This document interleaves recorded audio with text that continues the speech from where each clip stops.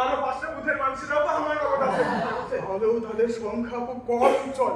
আর তাছাড়া আমার কাছে না আছে অর্থ, না আছে রাজনীতি শক্তি, শুধু নিজেও বিপদে পড়া আর তোমাদেরকেও বিপদে ফেলা। ব্যবস্থার মধ্যে ঢুকে ব্যবস্থাকে বদলানোর চেষ্টাটা ছেড়ে দেবে সত্যিকর? এই ব্যবস্থার বদল ঘটাবার সাধ্য আমার নেই গগনদা। আমি সত্যি ভেবেছিলাম পঞ্চায়েতের সব সুবিধা মানুষের কাছে পৌঁছে দেবে, যতটা সম্ভব কাদা পরিষ্কার করবে। আমার করি তোমার নগদ সবাই মিলিয়ে পুকুর ফসকা। এত মানুষ আছে তোমার সঙ্গে সন্দীপন, কাদা সরিয়ে স্বচ্ছ জল বের করতে পারবে না? ভালো জায়গায় ভালো মানুষের প্রতিষ্ঠা লড়াই তো এখানেই সন্দীপন। ভালো মানুষ কি আমাকে বলা যায় গগনদা? আমি যে ফাজি, আত্মকেন্দ্রিক, ভীতু। কত কথা জানো না মাস্টারদা? ভোটর জিতিয়া মাস্টারদা যে পুরো কোচিংটা বিলি করে দেয়, তার বাদে অর্থদান শিবির বৃক্ষরোপণ, আরো কত কত কাজ। এগুলো কি ভালো মানুষের নয়? ফিরিজক্ষ পরীক্ষা, বাসপা, মজাপুর সাতপুরা বাসা, ওইগুলো তো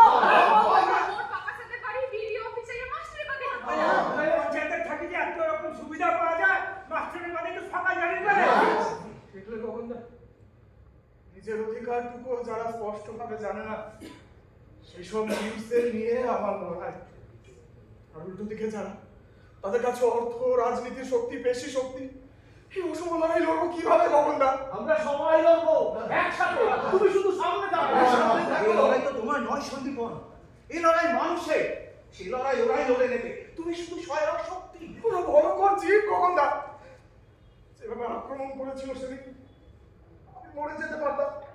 কি হতো তাহলে আমার পরিবারের, আমার ছোট্ট মেয়েটা?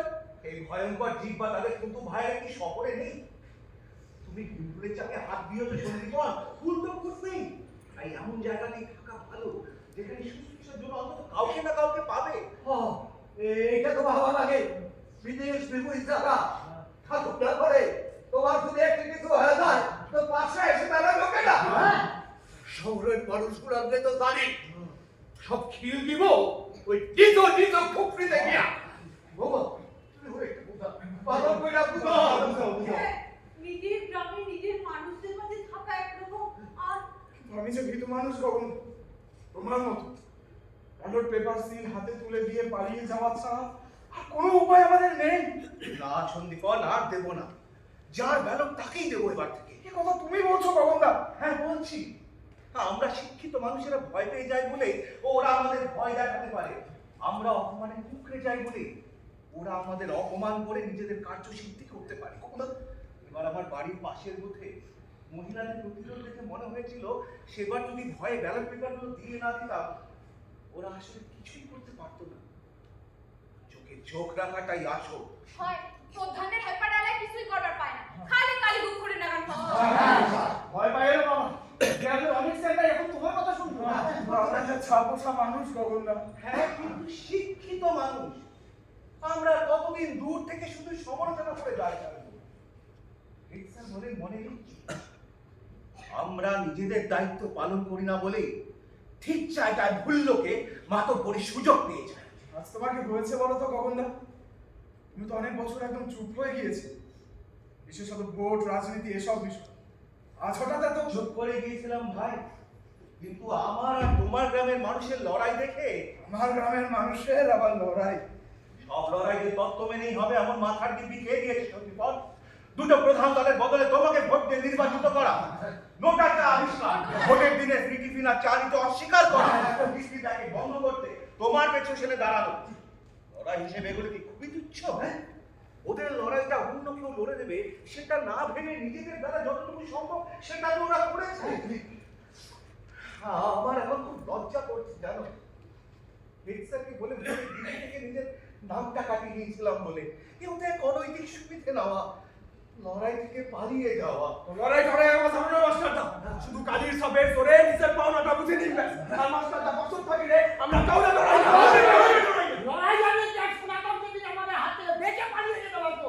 আই ফিটবা কাই জেল থেকে তো বেরোবে। মুই এই সন্তানি তোমার নাম ফিরে রাখে।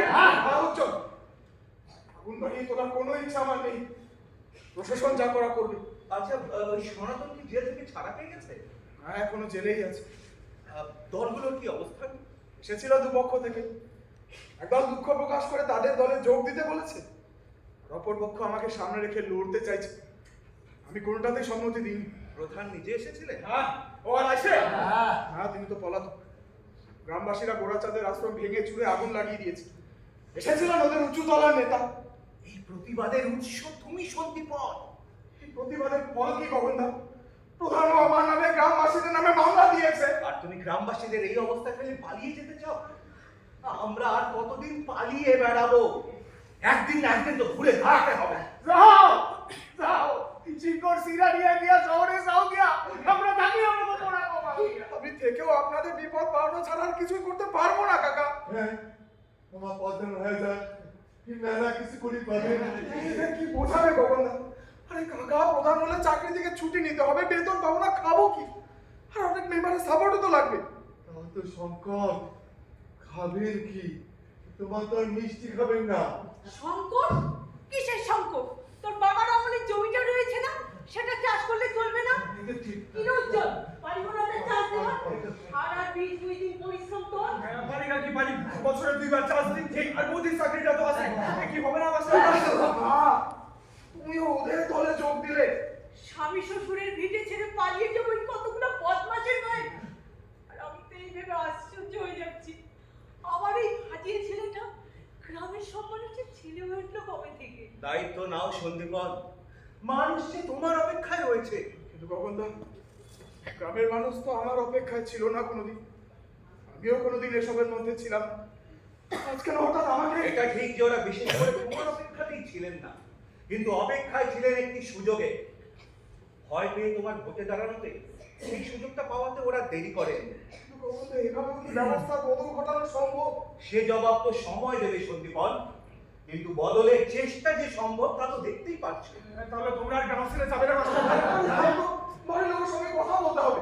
বৌমা কিছু আপত্তি করবে না, বৌমা তো যেতেই চায়, কিন্তু তুই জোর করে পাঠালি।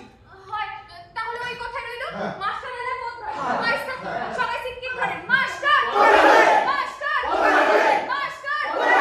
আরে এভাবে হয় না, আপনারা কিছু বোঝেন না। আরে অত কিছু বুঝে পাব না অখন্তিকা তুমি তুমি যেটা বলবা সেটা আমরা পেলে পেলে থাকবো আপনারা না। না, তুমি কি বলো? সবাই যখন এত করে বলছে, আর এটা নিজের মাটি, নিজের মাটি। নিজের মাটি ছেড়ে আমরা যাবোই না। তুই গ্রামটাকে ঘুরে তোর বাবা, তো মানুষ তোর উপরে ভরসা করে আছে। তুই কবে এত বড় হয়ে গেলি রে? সরকারি নিয়মে তুমি হয়তো এখনই প্রধান হয়ে উঠতে পারবে না সন্দীপন, কিন্তু এদের সকলের প্রধান শক্তি হয়ে উঠেছে তুমি। এই সম্মান হেলায় হারিও না, এরাই তোমার আপনজন। তুমি শুধু তোমার শিক্ষা আর বুদ্ধি দিয়ে ওদের পাশে গিয়ে দাঁড়াও, সব বিপদে ওরা তোমাকে বুক দিয়ে আগলাবে। কি উজ্জ্বল, পারবে না মাস্টারটার পাশে থাকতে? তুমি ব্যবস্থার মধ্যে ঢুকে পড়েছো সন্দীপন, এবার ব্যবস্থার মধ্যে থাকো, ব্যবস্থাকে বদল করার লড়াই জারি রাখো। এরা সকলেই তোমার সৈনিক, হয়তো দুর্বল, ভাঙাচোরা, অনেক ত্রুটিযুক্ত, কিন্তু এদের ভালোবাসা নিখাদ।